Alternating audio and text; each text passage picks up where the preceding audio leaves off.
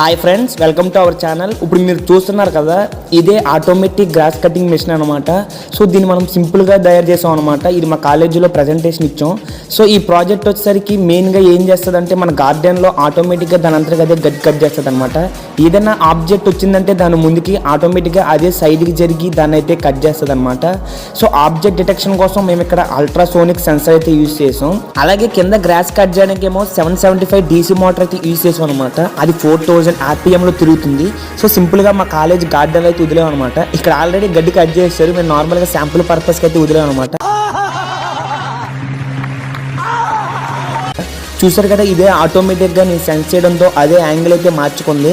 So ఇది మొత్తం వచ్చేసరికి రిన్యూబుల్ ఎనర్జీ అనమాట. మేము ఇక్కడ ఎక్స్టర్నల్ పవర్ సప్లై మేమేమో ఆ గార్డెన్లో ఎప్పుడైతే ఎండ పడుతుందో ఇది ఆటోమేటిక్గా ఎనర్జీని స్టోర్ చేసుకుంటుంది.